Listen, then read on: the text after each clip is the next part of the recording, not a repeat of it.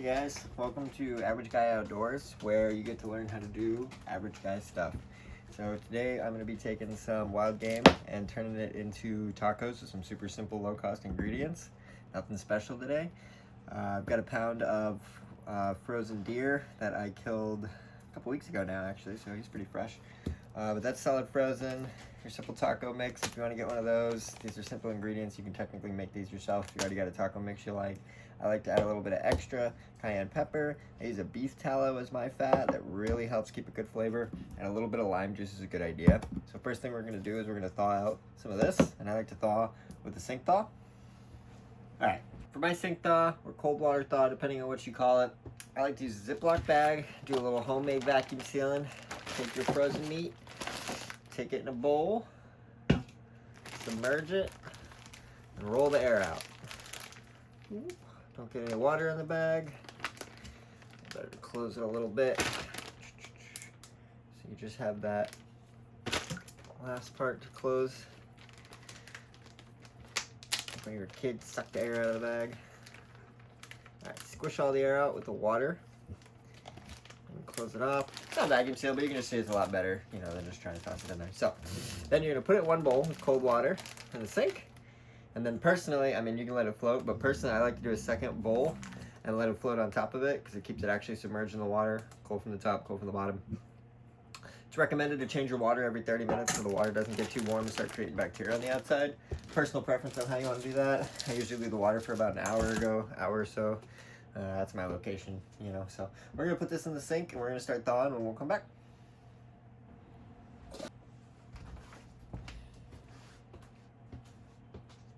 Alright, we just dumped our water out of our bowls. We're going to start opening everything up here. Pull out our thawed meat. It's been about 2 hours, about 2.5 hours, I think. You're going to see our game meat's a little bit bloody. A lot of game meat is bloody. Some people are going to make the argument of, oh, you hung it too long, you didn't hang it long enough. There's always an argument of hanging the blood. Wild game meat is bloody. It usually is. If it isn't, congratulations. But we're going to get rid of some of that to help with the flavor of the gaminess. That's what I like to do next. Alright, so I like to just dry out some of that blood. So what I do, make some kind of a paper towel home. Got your meat.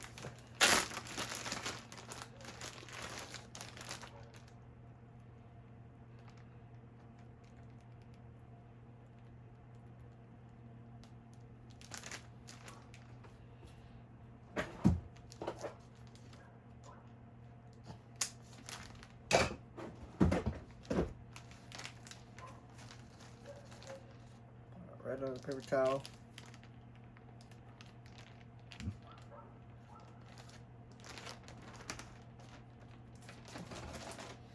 And we're going to squish the blood out of it. Some people argue, oh, the juices are going to be dry. Deer's already really lean. It doesn't have fat in it. We're going to be adding in beef tallow to already get rid of that. The bloodiness is not going to help you. People who eat red steak, sometimes they think the juiciness is the blood. Oh, it's so bloody. That's not true, realistically. It's some different pigments in the meat, realistically, while you're cooking it. So don't worry. You're not taking anything away from this. The only thing you're taking away is a gamey flavor from something that's been running around its whole life. So I get pretty picky. Sometimes I like to get really deep with this, kind of depending on how these come out. This is like an average for me. I've had some other pieces where, I mean, this is bloody, like that bag, like it's full. And if those are, you know, I like to get really into it. You're not going to mess it up. Nothing wrong with it. Don't stick. But you can kind of tell, depending on the batch, depending on the cut, depending on the processor, depending on the hanging, all that's going to change your meat. Some people are looking at me doing this going, why would you ever do that? Well, because I've made enough that I do this now. It makes everybody happy. Everybody I feed these tacos always thinks they're simple and delicious. It's not something fancy. I got a bunch of people who would never eat deer normally. They're eating these. They think they're delicious. They do know it's deer. I'm not tricking people, but it is what it is. That's honestly really low on the blood. Maybe I would have skipped it on that one, but the bag made me think that I really wanted to do it. On to the next step. We've got our pan heating up over here. We're aiming for about 375 as it's coming up right now. I like to add my beef tallow first.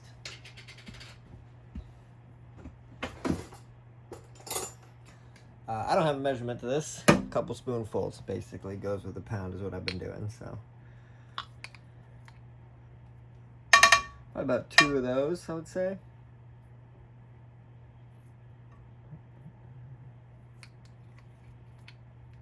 I'm ending up adding another one as I go. Just, my meat feels like it's going too fast. Feels like it's getting dry as I'm cooking. I'll add more.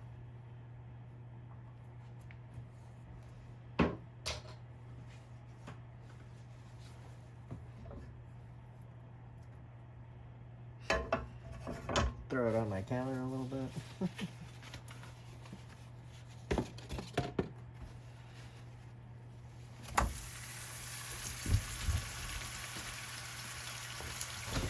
If you are responsible, maybe don't flop a big piece of meat into hot beef tallow. But I'm just here living my best life, so that's a you person problem. Oh, that beef tallow warming up smells so good. You start breaking it up. If you don't do the beef tallow first and you try to throw the meat in and add the beef tallow, your deer will end up burning so fast. It sizzles, and then you're over here going, oh my God, and you're trying to play catch up. Even with the tallow, you can see that stuff cooks up quick.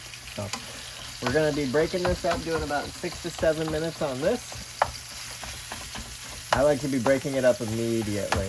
This low fat content, it really makes a big difference compared to cooking with beef. Shred it as much as you can. Don't get nervous here if you're new and something looks different at this part. If you're cooking wild game for the first time or something, wild game processors, where they eat, their diet, the shredder that the guy used, or the grinder that the processor used, or if you prep it yourself, it's gonna look different. None of this is gonna look like store meat that you bought before, because it is different. It's gonna cook different. You can make it taste the same, to be completely honest, but don't be nervous if it looks different from mine or looks different from what you've cooked before. It's just part of the process. So, all right, we're gonna cook this down and we'll check back in. Okay, earlier I said I might add a little more beef tallow. This is what I'm talking about. So normally when you're cooking tacos, you're gonna see like a pretty good fat content from beef in the bottom. So you're cooking it, you're sauteing in that beef basically. Well, as you can see here, this is already getting kind of dry, and we're 2 minutes into the cooking process. Deer's leanness really leads to it wanting to cook a lot faster than beef. And you're used to normally draining off. Like when you do tacos, you're going to be draining off. If you didn't have beef tallow, there would be nothing to drain off. It wouldn't get anything out of the deer. So since we're this early on and we're this dry, I'm going to add a little bit more beef tallow, just another spoonful. Let's pop it right in there. Just mix that in.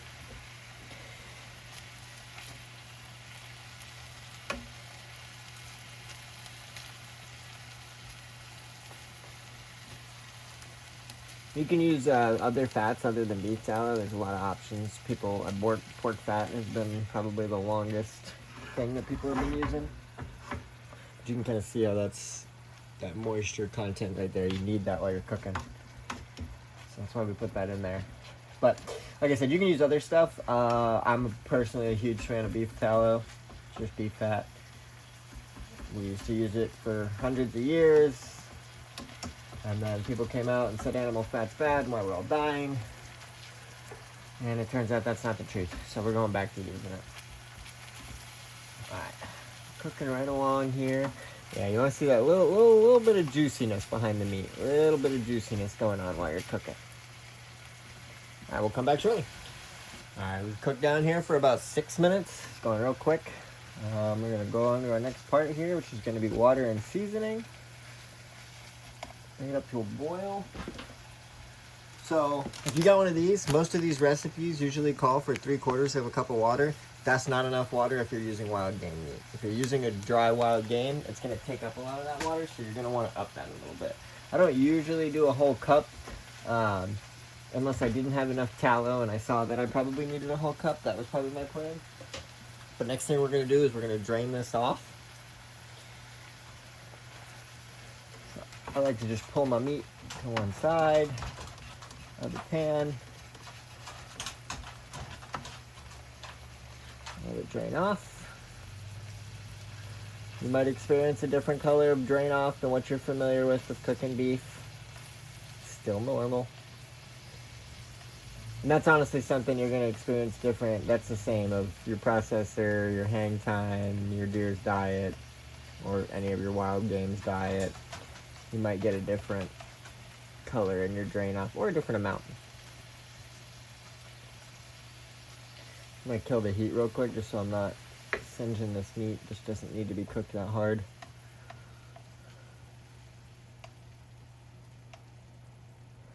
Alright. I'm going to squeeze it all out of there. Just hold the pan on the side. Stack of paper towels. You gotta be careful. You're dealing with a hot pan, paper towels, fire. If you got a propane grill, you know, don't cook outside of your means.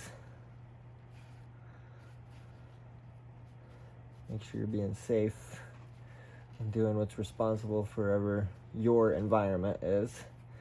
I am able to throw this away where I'm at. You might need to collect your fat and dispose of it differently, so make sure you do that properly because that is animal fats. Alright, so I start bringing that heat up, getting ready for water.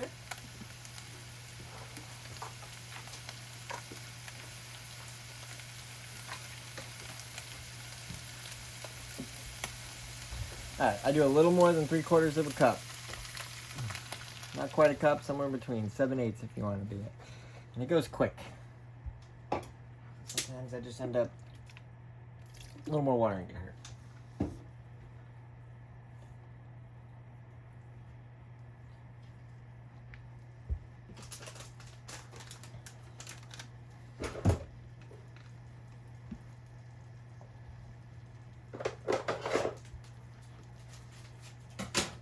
Add my seasoning. It's a personal touch. Add a little extra cayenne pepper. If you order the spicy taco mix, it's already going to have extra cayenne pepper in it. A little bit of stirring. Get some of that going. This is kind of when I make the call right now, is if the water was the right amount normally. I know I usually end up doing a cup, but you want to make sure you got enough to run all your meat through.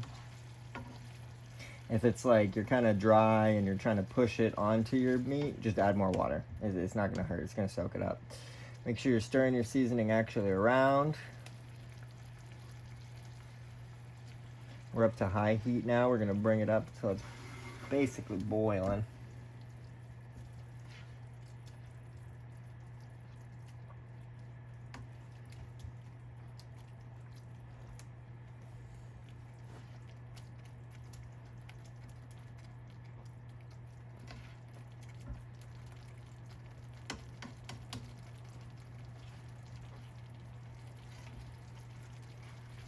So I'm glad I added that extra water because this is exactly what I like to see.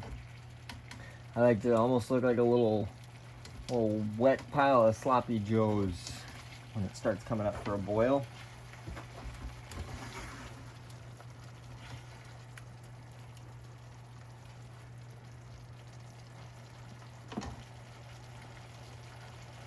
You don't have to do this in your recipe.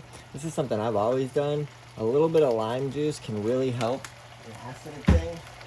You got a gamey taste, you got a bitter taste in there. It's just gonna cover it up. It's not gonna add a whole lot of flavor. There's not a whole lot coming from lime juice. Alright, got it nice and up. We got it boiling. We're gonna go down to low and just start letting it soak all this up. Do a little bit of stirring for my lime juice. Make sure I'm not biting any limes while I'm eating.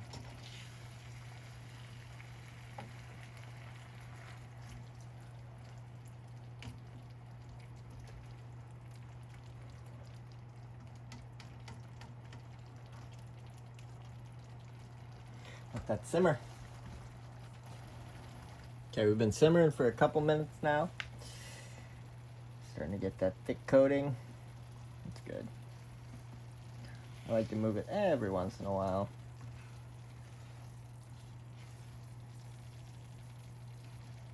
Don't be alarmed if it looks a little wet. It's gonna soak up when we cut the heat,